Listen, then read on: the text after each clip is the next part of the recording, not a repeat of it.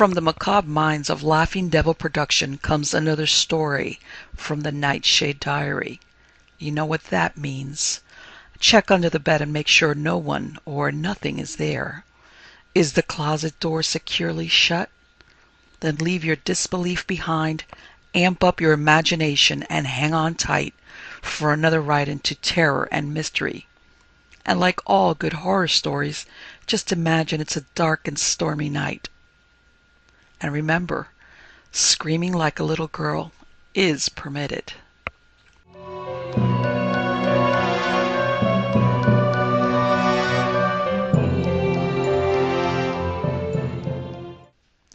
Beyond the Threshold by August Derleth. The story is really my grandfather's, in a manner of speaking. However, it belongs to the entire family, and beyond them to the world, and there is no longer any reason for suppressing the singularly terrible details of what happened in that lonely house deep in the forest places of northern Wisconsin. The roots of the story go back into the mist of early time, far beyond the beginnings of the Alwyn family line. But of this I knew nothing at the time of my visit to Wisconsin, in response to my cousin's letter about our grandfather's strange decline in health. Josiah Alwyn had always seemed somehow immortal to me, even as a child, and he had not appeared to change throughout the years, between a barrel-chested old man with a heavy full face, decorated with a closely clipped mustache and a small beard to soften the hard line of his square jaw. His eyes were dark, not over large, and his brows were shaggy. He wore his hair long, so that his head appeared to be like a lion. Though I saw little of him when I was still very young, he left an indelible impression on me in the brief visits he paid when he stopped at the ancestral country home near Arkham in Massachusetts. Those short calls he made on his way to and from remote corners of the world, Tibet, Mongolia, the Arctic regions, and certain little-known islands in the Pacific. I had not seen him for years when the letter came from my cousin Frolin, who lived with him in the old house grandfather owned in the heart of the forest and lake country of northern Wisconsin. I wish you could uproot yourself from Massachusetts long enough to come out here.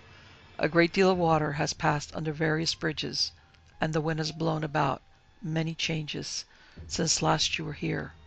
Frankly, I think it's most urgent that you come.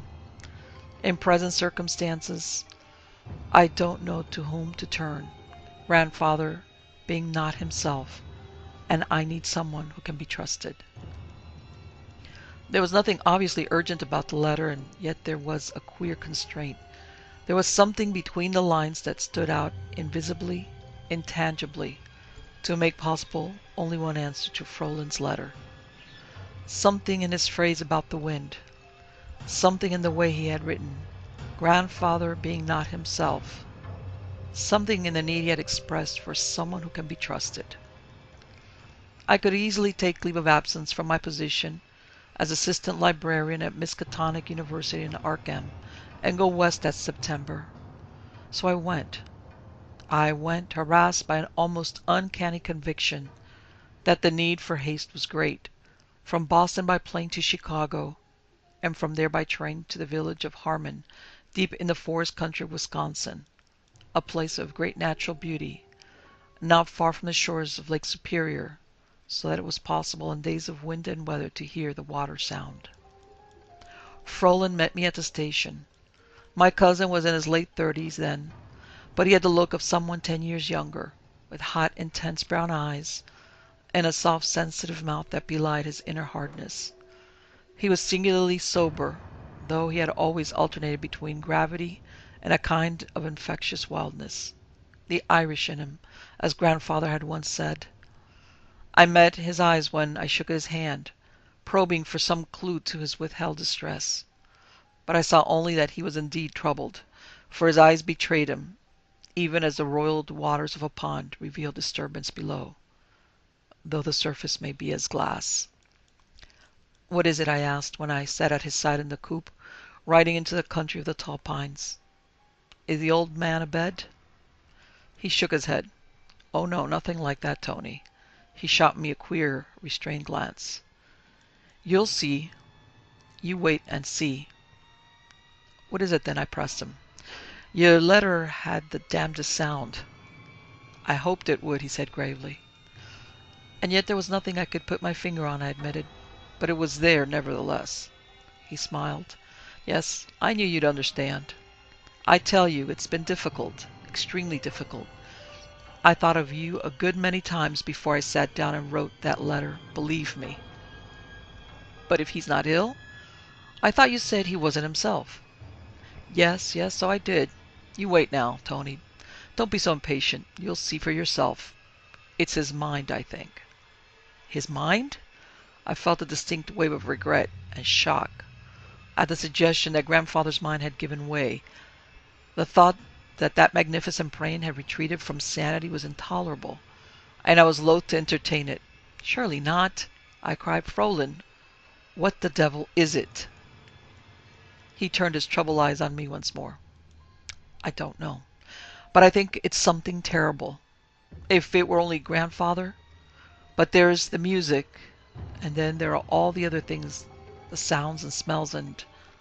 He caught my amazed stare and turned away, almost with physical effort, pausing in his talk. But I'm forgetting. Don't ask me anything more. Just wait. You'll see for yourself. He laughed shortly, a forced laugh. Perhaps it's not the old man who's losing his mind. I've thought of that sometimes, too, with reason. I said nothing more, but there was beginning to mushroom up inside me now a kind of tense fear. For some time I sat by his side, thinking only of Fräulein and old Josiah Alwyn, living together in that old house, unaware of the towering pines all around, and the wind sound, and the fragrant pungence of leaf-fire smoke riding the wind out of the northwest. Evening came early to this country, caught in the dark pines, and though afterglow still lingered in the west, fanning upward in a great wave of saffron and amethyst, darkness already possessed the forest through which we rode. Out of the darkness came the cries of the great horned owls and their lesser cousins, the screech owls, making an eerie magic in the stillness broken otherwise only by the wind's voice and the noise of the car passing along the comparatively little used road to the Alwyn house. We're almost there, said Fräulein. The lights of the car passed over a jagged pine, lightning struck years ago, and standing still with two gaunt limbs arched like gnarled arms towards the road. An old landmark to which Fräulein's words called my attention, since he knew I would remember it about half a mile from the house. If grandfather should ask, he said then, I'd rather you said nothing about my sending for you. I don't know that he'd like it. You can tell him you were in the Midwest and came up for a visit. I was curious anew, but forbore to press Fräulein further. He does know I'm coming, then? Yes. I said I had word from you and was going down to meet your train. I could understand that if the old man thought Fräulein had sent for me about his health, he would be annoyed and perhaps angry, and yet more than this was implied in Fräulein's request, more than just a simple salving of grandfather's pride.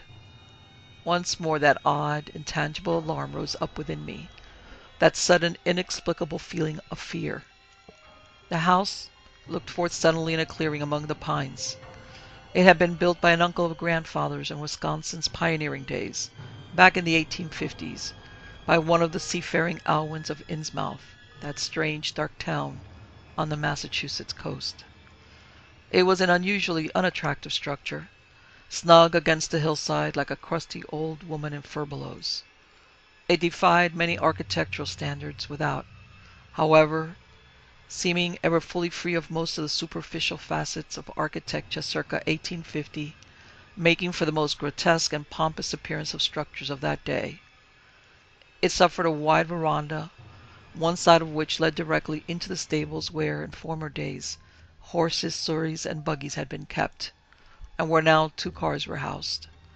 The only corner of the building which gave any evidence at all of having been remodeled since it was built. The house rose 2 1/2 stories above a cellar floor. Presumably, for darkness made it impossible to ascertain, it was still painted the same hideous brown, and judging by what light shone forth from the curtained windows, grandfather had not yet taken the trouble to install electricity, a contingency for which I had come well prepared by carrying a flashlight and an electric candle, with extra batteries for both. Frolin drove into the garage, left the car, and carrying some of my baggage, led the way down the veranda to the front door, a massive, thick-paneled oak piece, decorated with a ridiculously large iron knocker. The hall was dark, save for a partly open door at the far end, out of which came a faint light, which was yet enough to illuminate spectrally the broad stairs leading to the upper floor. "I'll take you to your room first," said Frolin, leading the way up the stairs, sure-footed with habitual walking there. "There's a flashlight on the newel post at the landing," he added, "if you need it. You know the old man."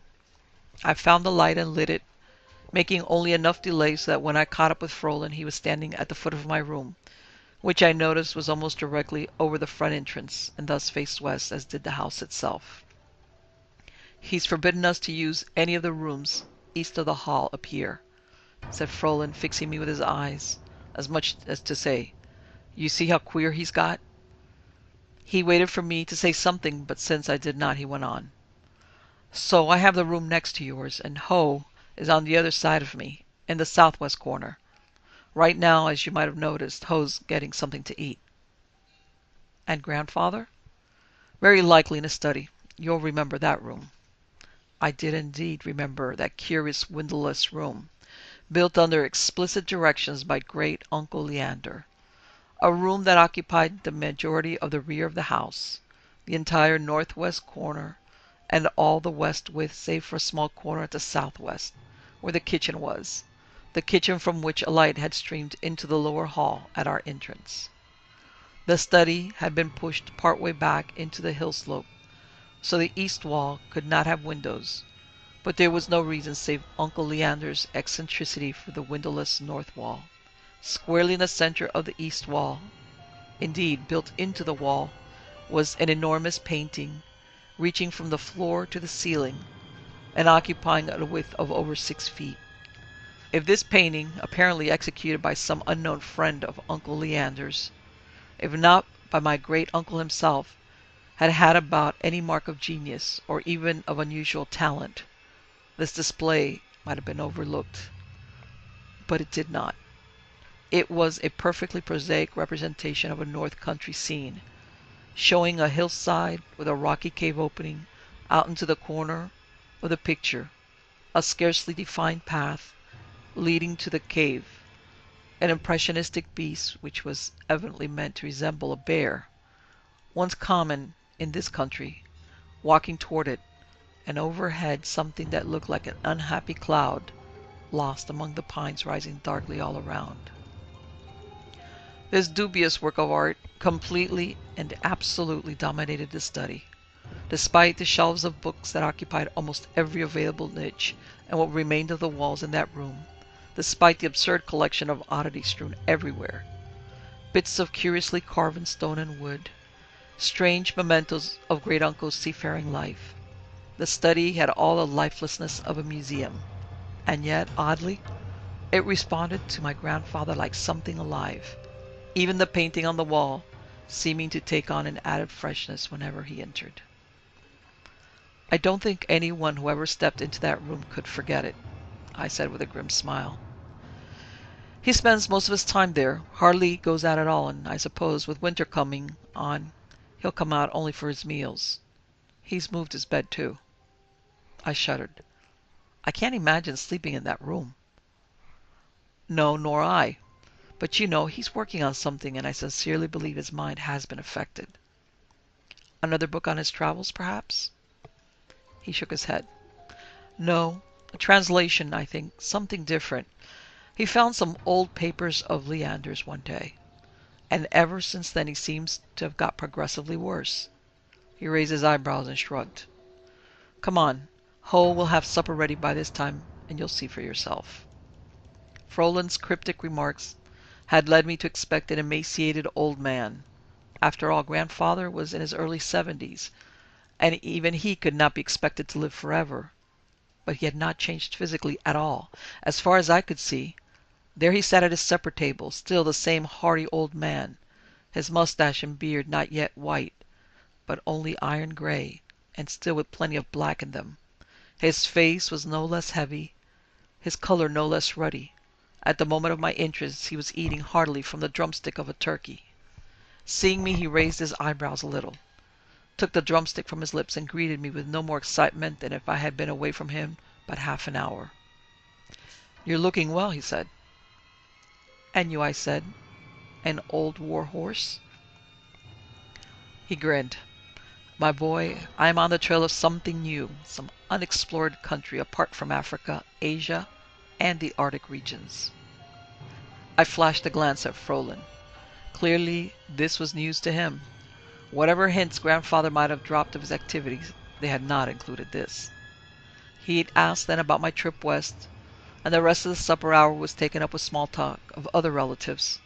I observed that the old man, returned insistently to long-forgotten relatives in Innsmouth. What had become of them? Had I ever seen them? What did they look like? Since I knew practically nothing of the relatives in Innsmouth, and had the firm conviction that all had died in a strange catastrophe which had washed many inhabitants of that shunned city out to sea, I was not helpful. But the tenor of these innocuous questions puzzled me no little. In my capacity as librarian at Miskatonic University, I had heard strange and disturbing hints of the business in Innsmouth. I knew something of the appearance of federal men there, and stories of foreign agents had never had about them that essential ring of truth which made a plausible explanation for the terrible events that had taken place in that city. He wanted to know at last whether I had ever seen pictures of them, and when I said I had not, he was quite patently disappointed. "Do you know," he said dejectedly, "there does not exist even a likeness of Uncle Leander? But the old-timers around Harmon told me years ago that he was a very homely man, that he reminded them of a frog." Abruptly he seemed more animated. He began to talk a little faster. "Do you have any conception of what that means, my boy? But no, you wouldn't have. It's too much to expect."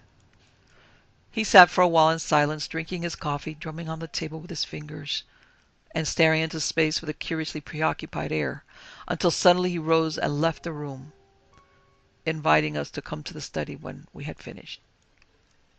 "What do you make of that?" asked Frolin when the sound of the study door closing came to us. "Curious," I said. "But I see nothing abnormal there, Frolin.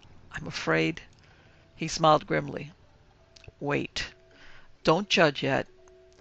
You've been here scarcely 2 hours." We went to the study after supper, leaving the dishes to Ho and his wife, who had served my grandfather for 20 years in the house. This study was unchanged, save for the addition of the old double bed pushed up against the wall which separated the room from the kitchen.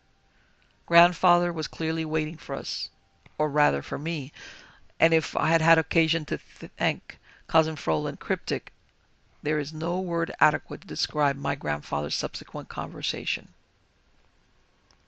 "Have you heard of the Wendigo?" he asked. I admitted that I had come upon it among other North Country Indian legends. The belief in a monstrous supernatural being, horrible to look upon, the haunter of the great forest silences. He wanted to know whether I had ever thought of there being a possible connection between this legend of the Wendigo and the air elements, and upon my replying in the affirmative, he expressed a curiosity about how I had come to know the Indian legend in the first place, taking pains to explain that the Wendigo had nothing whatever to do with his question. "In my capacity as a librarian, I have occasion to run across a good many out-of-the-way things," I answered. "Ah," he exclaimed, reaching for a book next to his chair. "Then doubtless you may be familiar with this volume." I looked at the heavy black-bound volume, whose title was stamped only on its backbone in gold leaf. "The Outsider and Others" by H.P. Lovecraft.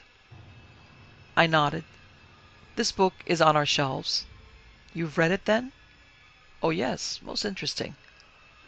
"Then you'll have read what he has to say about Innsmouth in his strange story." the shadow over Innsmouth. What do you make of that? I reflected hurriedly, thinking back to the story, and presently it came to me. A fantastic tale of horrible sea beings, spawn of Cthulhu, beast of primordial origin, living deep in the sea. The man had a good imagination, I said. Had? Is he dead then? Yes, 3 years ago. Alas, I had thought to learn from him. But surely this fiction, I began. He stopped me. Since you have offered no explanation of what took place in Innsmouth, how can you be so sure that his narrative is fiction? I admitted that I could not, but it seemed that the old man had already lost interest. Now he drew forth a bulky envelope bearing many of the familiar 3-cent 1869 stamps so dear to collectors, and from this took out various papers which he said Uncle Leander had left with instructions for their consignment to the flames. His wish, however, had not been carried out, explained Grandfather, and he had come into possession of them. He handed a few sheets to me and requested my opinion of them, watching me shrewdly all the while. The sheets were obviously from a long letter written in a crabbed hand and with some of the most awkward sentence imaginable. Moreover, many of the sentences did not seem to me to make sense, and the sheet at which I looked longest was filled with allusions strange to me. My eyes caught words like Ithaqua, Loigor, Hashtur. It was not until I handed the sheets back to my grandfather that it occurred to me that I had seen those words elsewhere, not too long ago. But I said nothing. I explained that I could not help feeling that Uncle Leander wrote with needless obfuscation. Grandfather chuckled. I should have thought that the first thing which would have occurred to you would have been similar to my own reaction. But no, you failed me. Surely it's obvious that the whole business is a code. Of course. That would explain the awkwardness of his lines. My grandfather smirked. A fairly simple code, but adequate, entirely adequate. I have not yet finished with it. He tapped the envelope with one index finger. It seems to concern this house, and there is in it a repeated warning that one must be careful and not pass beyond the threshold for fear of dire consequences. My boy, I've crossed and recrossed every threshold in this house scores of times, and there have been no consequences. So therefore, somewhere there must exist a threshold I have not yet crossed. I could not help smiling at his animation. If Uncle Leander's mind was wandering, you've been off on a pretty chase, I said. Abruptly, Grandfather's well-known impatience boiled to the surface. With one hand he swept my uncle's papers away, with the other he dismissed us both, and it was plain to see that Frolin and I had on the instant ceased to exist for him. We rose, made our excuses, and left the room.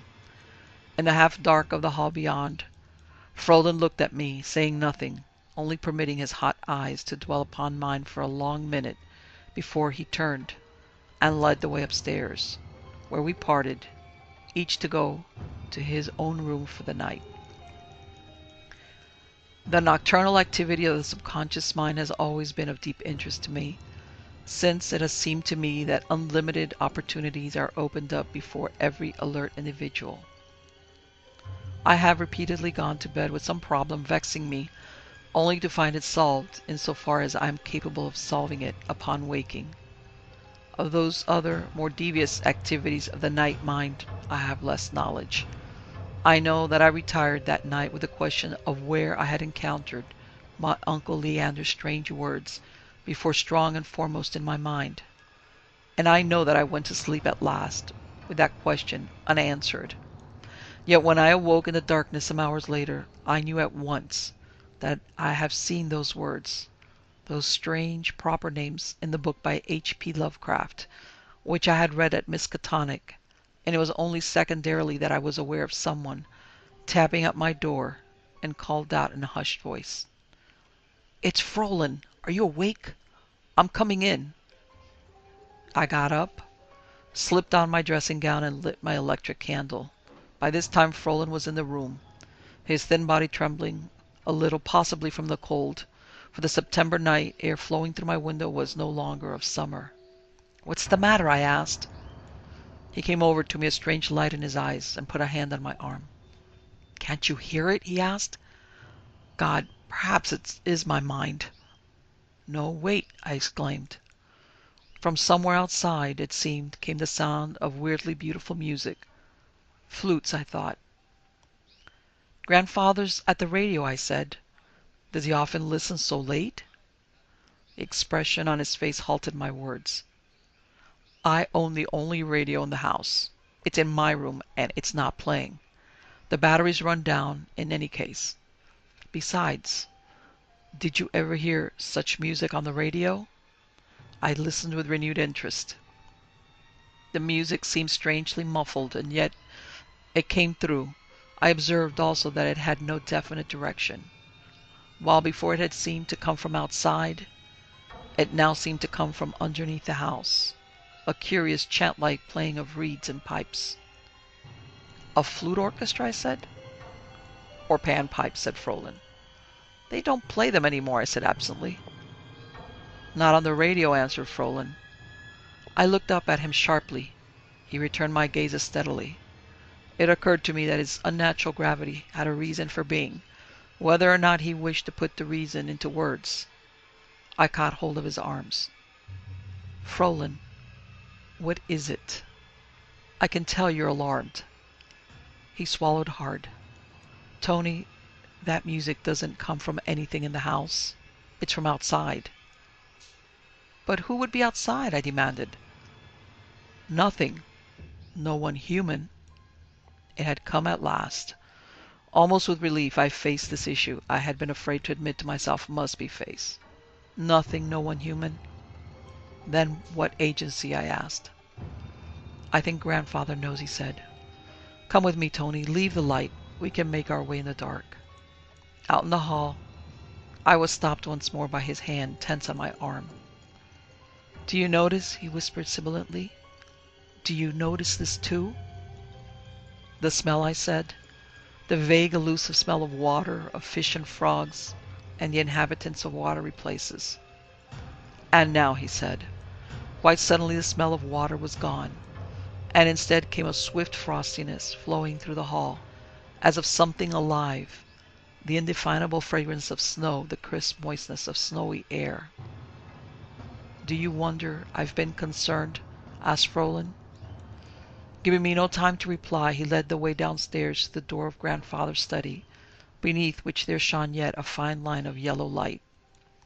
I was conscious in every step of our descent to the floor below that the music was growing louder, if no more understandable, and now before the study door it was apparent that the music emanated from within,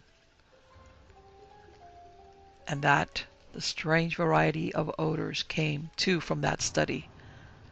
The darkness seemed alive with menace, charged with an impending, ominous terror, which enclosed us in a shell, so that Frohlan trembled at my side. Impulsively I raised my arm and knocked on the door. There was no answer from within, but on the instant of my knock the music stopped, the strange odors vanished from the air. "You shouldn't have done that," whispered Frohlan. "If he—" I tried the door, yielded to my pressure, and I opened it. I do not know what I expected to see there in the study, but certainly not what I did see. No single aspect of the room had changed, save that Grandfather had gone to bed, and now sat there with his eyes closed and a little smile on his lips, some of his work open before him on the bed, and the lamp burning. I stood for an instant staring, not daring to believe my eyes. Incredible before the prosaic scene I looked upon. Whence then had come the music I had heard, and the odors and fragrances in the air? Confusion took possession of my thoughts, and I was about to withdraw, disturbed by the repose of my grandfather's features, when he spoke. "Come in, then," he said, without opening his eyes. "So you heard the music too?" I had begun to wonder why no one else heard it. "Mongolian, I think. 3 nights ago. It was clearly Indian, North Country again, Canada and Alaska. I believe there are places where Ithaqua is still worshipped. Yes, yes." And a week ago, notes I last heard played in Tibet, in forbidden Lhasa, years ago, decades ago. Who made it? I cried. Where did it come from? He opened his eyes and regarded us standing there. It came from here, I think, he said, placing the flat of one hand on the manuscript before him. The sheets written by my great uncle. And Leander's friends made it. Music of the spheres, my boy. Do you credit your senses? I heard it. So did Frolin. And what can Ho be thinking? Mused grandfather. He sighed. I have nearly got it, I think. It only remains to determine which of them Leander communicated. Which, I repeated. What do you mean? He closed his eyes and the smile came briefly back to his lips. I thought at first it was Cthulhu. Leander was, after all, a seafaring man. But now, I wonder if it might not be one of the creatures of the air. Lorigor, perhaps, or Ithaqua, whom I believe certain of the Indians called the Wendigo. There is a legend that Ithaqua carries his victims with him in the far spaces above the earth. But I am forgetting myself again. My mind wanders. His eyes flashed open, and I found him regarding us with a peculiarly aloof stare. It's late, he said. I need sleep. What in God's name was he talking about? Asked Frolin in the hall. Come along, I said. But back in my room once more, with Frolin waiting expectantly to hear what I had to say, I did not know how to begin. How would I tell him about the weird knowledge hidden in the forbidden texts at Miskatonic University, the dread Book of Ibon, the obscure Pneumatic manuscripts, the terrible relay text, and most shunned of all the Necromonicon of the mad Arab Abdul Azared? How could I say to him with any conviction at all the things that crowded into my mind as a result of hearing my grandfather's strange words? The memories that boiled up from deep within, of powerful ancient ones, elder beings of unbelievable evil, old gods, who once inhabited the earth and all the universe as we know it now, and perhaps far more. Old gods of ancient good and forces of ancient evil, of whom the latter were now in leash, and yet ever breaking forth, becoming manifest briefly, horribly, to the world of men. And their terrible names came back now. If before this hour my clue to remembrance had not been made strong enough, had been refused in the fastness of my inherent prejudices. Cthulhu, potent leader of the forces of the waters of earth, Yog-Sothoth, and Sat-Hagwa, dwellers in the depths of earth, Yoigor, Hastor, Nathaqua, the Snow Thing, and Windwalker, who are the elementals of air. It was of these beings that grandfather had spoken, and the inference he had made was too plain to be disregarded, or even to be subject to any other interpretations. That my great uncle Leander, whose home after all had once been in the shunned and now deserted city of Innsmouth, had had traffic with at least one of these beings. There was a further inference that he had not made, but only hinted at in something he had said earlier in the evening, that there was somewhere in the house a threshold beyond which a man dared not walk, and what danger could lurk beyond that threshold put the path back into time, the way back to that hideous communication with the elder beings my uncle Leander had had. And yet somehow the full import of my grandfather's words had not dawned upon me.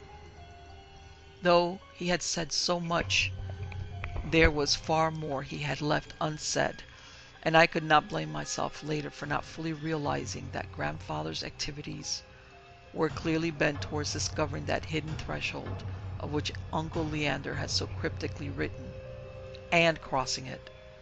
In the confusion of thought to which I had now come in my preoccupation with the ancient mythology of Cthulhu, Ithaqua, and the elder gods, I did not follow the obvious indications to that logical conclusion, possibly because I feared instinctively to go so far.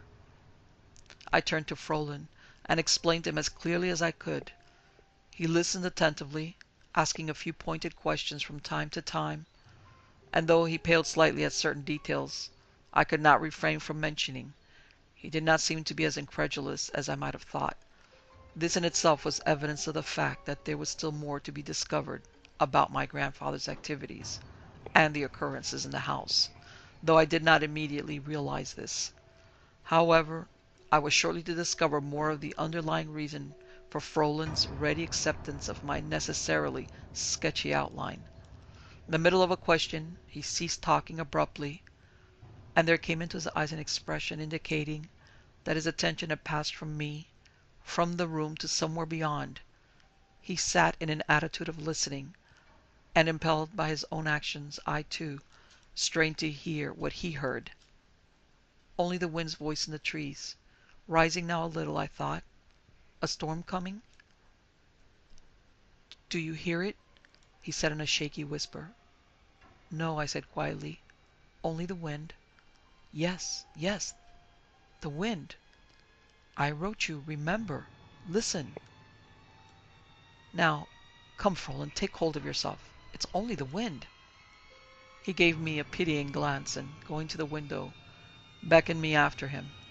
I followed, coming to his side. Without a word he pointed into the darkness pressing close to the house.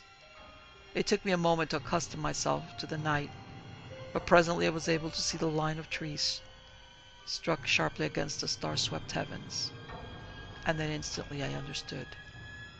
Though the sound of the wind roared and thundered about the house, nothing whatever disturbed the trees before my eyes. Not a leaf, not a treetop, not a twig swayed by so much as a hair's breadth. "Good God!" I exclaimed, and fell back away from the pane, as if to shut the sight from my eyes. "Now you see," he said, stepping back from the window also. "I have heard all this before." He stood quietly as if waiting, and I too waited. The sound of the wind continued unabated. It had by this time reached a frightful intensity, so that it seemed as if the old house must be torn from the hillside and hurtled into the valley below. Indeed, a faint trembling made itself manifest even as I thought this, a strange tremor as if the house were shuddering, and the pictures on the walls made a slight, almost stealthy movement, almost imperceptible, and yet quite unmistakably visible. I glanced at Frolin, but his features were not disquieted. He continued to stand, listening and waiting, so that it was patent that the end of this singular manifestation was not yet. The sounds of the wind was now a terrible demonic howling, and it was accompanied by notes of music, which must have been audible for some time, but were so perfectly blended with the wind's voice that I was not at first aware of them. The music was similar to that which had gone before, as of pipes and occasionally stringed instruments, but was now much wilder sounding, with a terrifying abandon, with a character of unmentionable evil about it. At the same time, two further manifestations occurred. The first was the sound as of someone walking, some great being whose footsteps seemed to flow into the room from the heart of the wind itself. Certainly they did not originate in the house, though there was about them the unmistakable swelling which betokened their approach to the house. The second was a sudden change in the temperature. The night outside was warm for September in upstate Wisconsin, and the house too had been reasonably comfortable. Now, abruptly coincident with the approaching footsteps, the temperature began to drop rapidly, so in a little while the air in the room was cold, and both Frolin and I had to put on more clothing in order to keep comfortable.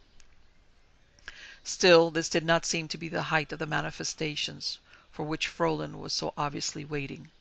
He continued to stand, saying nothing, though his eyes, meeting mine from time to time, were eloquent enough to speak his mind. How long we stood there, listening to those frightening sounds from outside, before the end came, I do not know. But suddenly Frolin caught my arm, and in a hoarse whisper cried, "There! There they are! Listen!"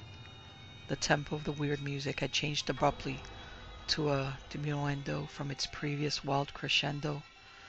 There came into it now a strain of almost unbearable sweetness, with a little of melancholy to it.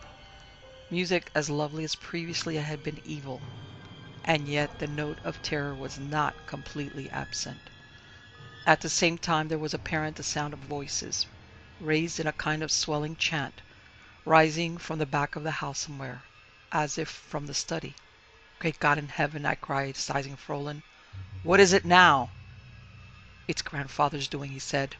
"Whether he knows it or not, that thing comes and sings to him."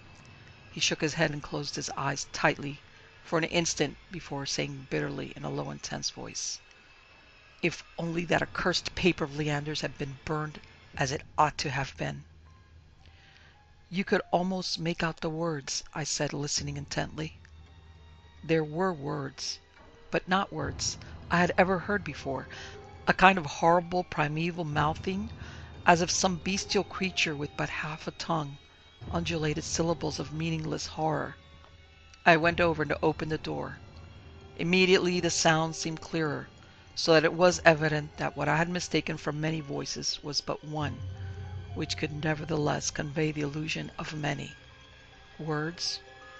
Or perhaps I had better write sounds, bestial sounds, rose from below, a kind of awe-inspiring undulation, calling out Cthulhu, Shub-Niggurath, Ithaqua.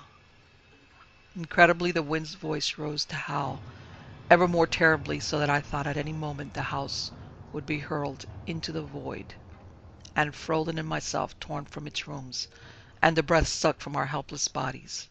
In the confusion of fear and wonder that held me, I thought at that instant of grandfather in the study below, and beckoning Frolin, I ran from the room to the stairs, determined, despite my ghastly fright, to put myself between the old man and whatever menaced him.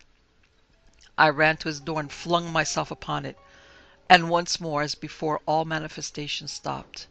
As if by the flick of a switch, silence fell like a pall of darkness upon the house.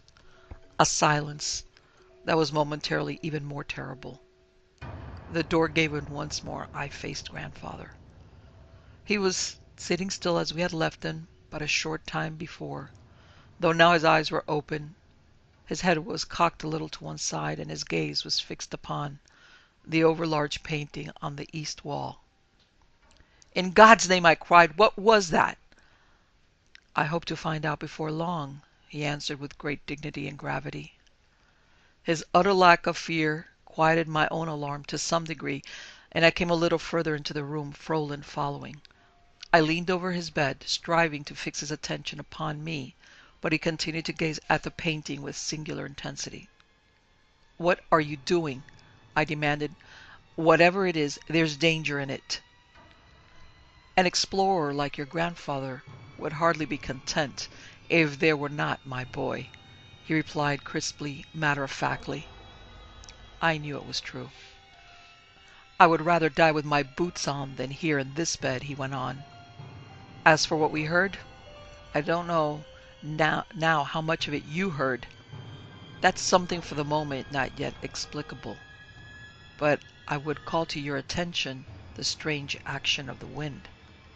"There was no wind," I said. "I looked." Yes, yes," he said a little impatiently. "True enough. And yet the wind's sound was there, and all the voices of the wind, just as I have heard it, singing in Mongolia, in the great snowy spaces over the shunned and hidden plateau of Leng, where the Cho-Cho people worship strange ancient gods."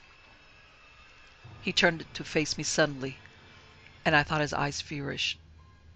"I did tell you, didn't I, about the worship of Ithaqua, sometimes called Windwalker, and by some surely the Wendigo by certain Indians in Upper Manitoba, and of their beliefs that the Windwalker takes human sacrifices and carries them over the far places of the earth before leaving them behind, dead at last?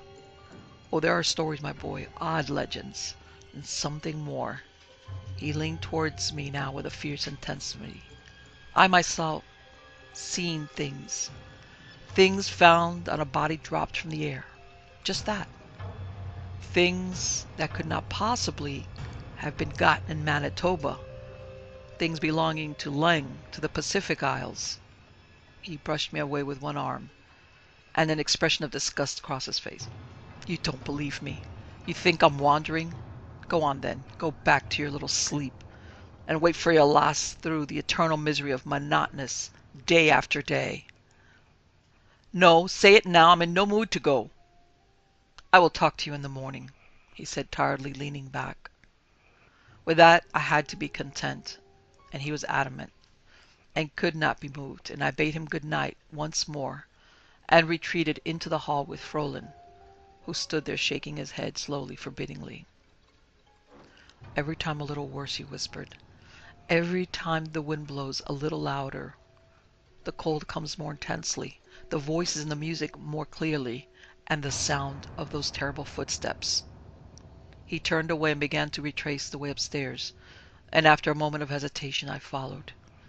In the morning my grandfather looked his usual picture of good health. At the moment of my entrance into the dining room, he was speaking to Ho, evidently in answer to a request, for the old servant stood respectfully bowed, while he heard grandfather tell him that he and Mrs. Ho might indeed take a week off, beginning today if it was necessary for Mrs. Ho's health that she go to Wausau to consult a specialist. Frolin met my eyes with a grim smile. His color had faded a little, leaving him pale and sleepless looking, but he ate heartily enough. His smile and the brief indicative glance of his eyes toward Ho's retreating back said clearly that this necessity which had come upon Ho and his wife was their way of fighting the manifestations which had so disturbed my own first night in the house. Well, my boy, said grandfather quite cheerfully, you're not looking nearly as haggard as you did last night. I confess I felt for you. I dare say also you aren't nearly so skeptical as you were. He chuckled, as if this were a subject for joking. I could not, unfortunately, feel the same way about it.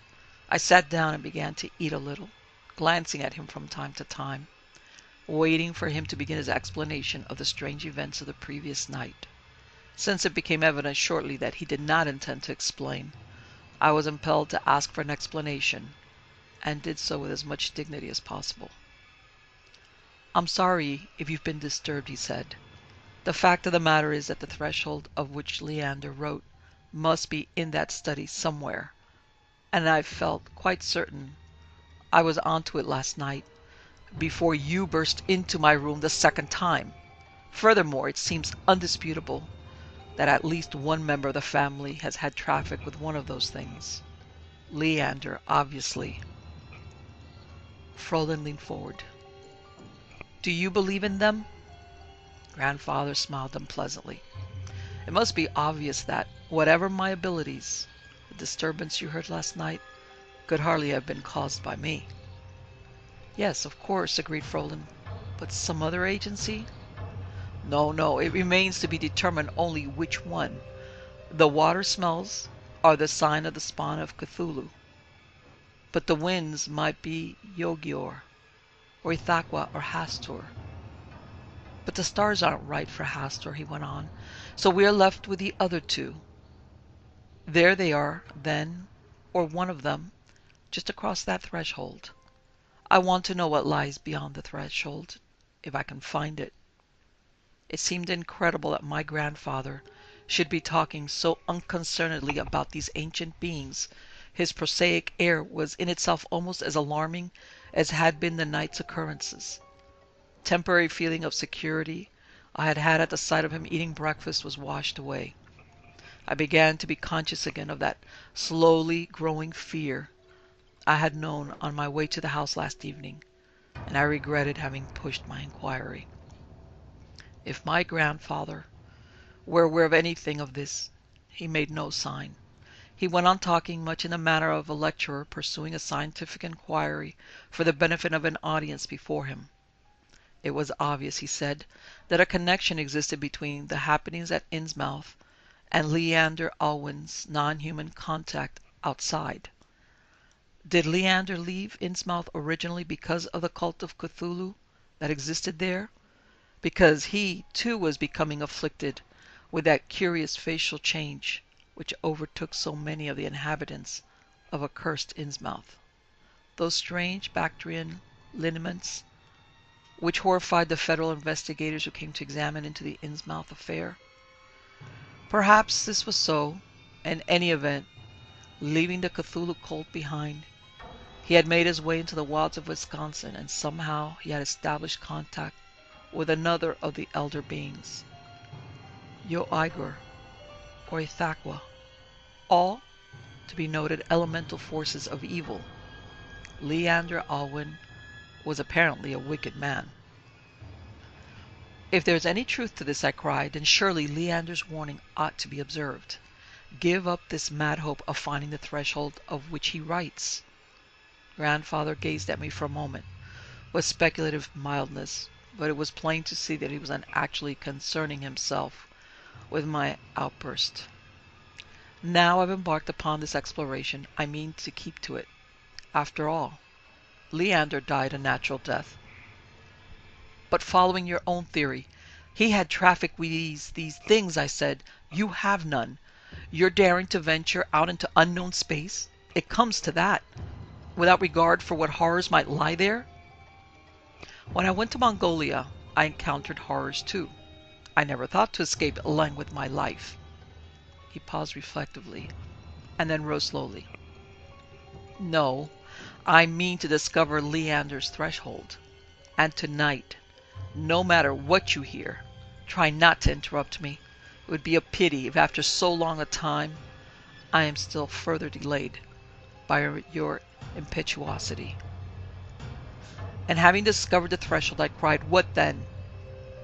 "I'm not sure I'll want to cross it. The choice may not be yours." He looked at me for a moment in silence, smiled gently, and left the room.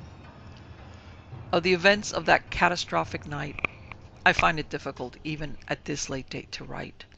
So vividly do they return to mind, despite the prosaic surroundings of Miskatonic University, where so many of those dread secrets are hidden in ancient and little-known texts. And yet, to understand the widespread occurrence that came after, the events of that night must be known. Frolin and I spent most of the day investigating my grandfather's books and papers in search of verification of certain legends he had hinted at in his conversation, not only with me but with Frolin even before my arrival. Throughout his work occurred many cryptic allusions, but only one narrative at all relative to our inquiry, a somewhat obscure story, clearly of legendary origin, concerning the disappearance of two residents of Nelson, a Manitoba and a constable of the Royal Northwest Mounted Police, and their subsequent reappearance, as if dropped from the heavens, frozen and either dead or dying, babbling of Ithaqua, of the Wind Walker, and of many places on the faces of the earth, and carrying with them strange objects, mementos of far places, which they had never been known to carry in life. The story was incredible, and yet it was related to the mythology so clearly put down in The Outsider and others, and even more horribly narrated in the Noctic manuscripts, the Rillier texts, and the terrible Necromonicon. Apart from this, we found nothing tangible enough to relate to our problem, and we resigned ourselves to waiting for the night. At luncheon and dinner, prepared by Frolin in the absence of the hose, my grandfather carried on as normally as he was accustomed to, making no reference to a strange exploration, beyond saying that he now had definite proof that Leander had painted that unattractive landscape on the east wall of the study, and that he hoped soon, as he neared the end of deciphering of Leander's long, rambling letter, to find the essential clue to the threshold of which he wrote, and to which he now alluded increasingly.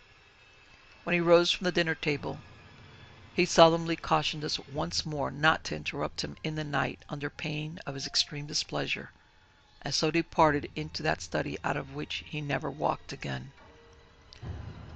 "Do you think you can sleep?" Frolin asked me when we were alone. I shook my head. "Impossible.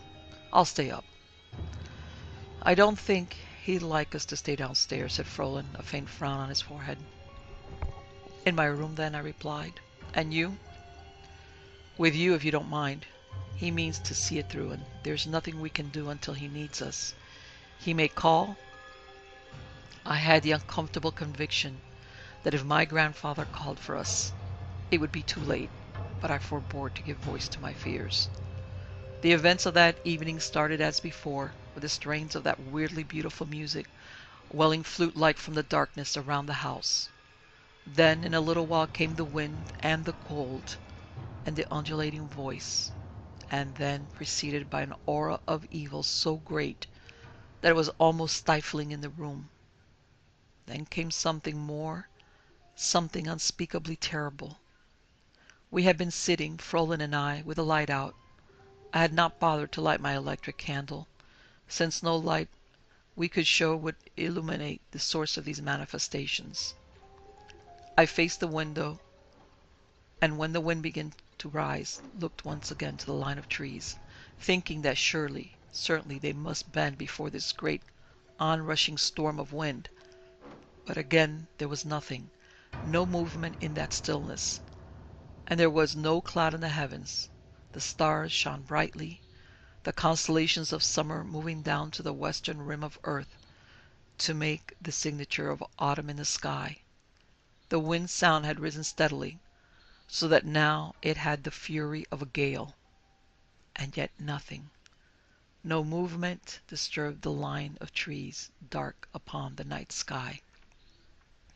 But suddenly, so suddenly that for a moment I blinked my eyes in an effort to convince myself that a dream had shuttered my sight.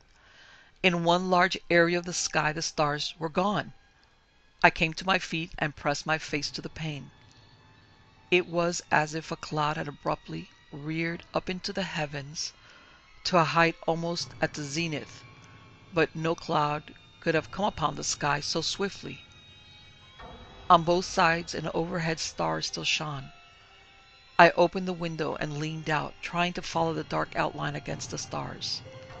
It was the outline of some great beast, a horrible caricature of man, rising to a semblance of a head high in the heavens, and there, where its eyes might have been, glowed with a deep carmine fire 2 stars. Or were they stars? At the same time, the sound of those approaching footsteps grew so loud that the house shook and trembled with their vibrations, and the wind's demonic fury rose to indescribable heights, and the ululation reached such a pitch that it was maddening to hear. "Frolin!" I called hoarsely. I heard him come to my side, and in a moment felt his tight grasp on my arm. So he too had seen it. It was not hallucination, not dream. This giant thing outlined against the stars and moving. "It's moving," whispered Frolin. "Oh God, it's coming!" He pulled frantically away from the window, and so did I. But in an instant the shadow on the sky was gone. The stars shone once more. The wind, however, had not decreased in intensity one iota. Indeed, if it were possible, it grew momentarily wilder and more violent. The entire house shuddered and quaked, while those thunderous footsteps echoed and re-echoed in the valley before the house. And the cold grew worse, so that breath hung a white vapor in the air, a cold as of outer space. Out of all the turmoil of mind, I thought of the legend in my grandfather's paper, the legend of Ithaqua, whose signature lay in the cold and snow of far northern places. Even as I remembered, everything was driven from my mind by a frightful chorus of adulation, the triumphant chanting as of 1,000 bestial mouths. "Ithaqua! Ithaqua!" they cried out. Simultaneously came a thunderous crash, and immediately after the voice of my grandfather, raised in a terrible cry, a cry that rose into a scream of mortal terror, so that the names he would have uttered, Frolin's and mine, were lost, choked back into his throat by the full force of the horror revealed to him. And as abruptly as his voice ceased to sound, all other manifestations came to a stop, leaving again that ghastly, portentous silence to close around us like a cloud of doom. Frolin reached the door of my room before I did, but I was not far behind. He fell part of the way down the stairs, but recovered in the light of my electric candle, which I had seized on my way out, and together we assaulted the door of the study, calling to the old man inside. But no voice answered, though the line of yellow under the door was evidence that his lamps burned still. The door had been locked from the inside, so that it was necessary to break it down before we could enter. Of my grandfather there was no trace, but in the east wall yawned a great cavity, where the painting, now prone upon the floor, had been, a rocky opening leading into the depths of earth, and over everything in the room lay the mark of Ithaqua. A fine carpet of snow, whose crystals gleamed as from a million tiny jewels in the yellow light of grandfather's lamp. Save for the painting, only the bed was disturbed, as if grandfather had been literally torn out of it by stupendous force. I looked hurriedly to where the old man had kept Uncle Leander's manuscript, but it was gone. Nothing of it remained. Frolin cried out suddenly and pointed to the painting Uncle Leander had made, and then to the opening yawning before us. "It was here all the time, the threshold," he said, and I saw even as he, as grandfather, had seen too late, for the painting by Uncle Leander was but the representation of the site of his home before the house had been erected to conceal that cavernous opening into the earth on the hillside, the hidden threshold against which Leander's manuscript had warned, the threshold beyond which my grandfather had vanished. Though there is little more to tell, yet the more damning of all the curious facts remain to be revealed. A thorough search of the cavern was subsequently made by county officials and certain intrepid adventurers from Harmon.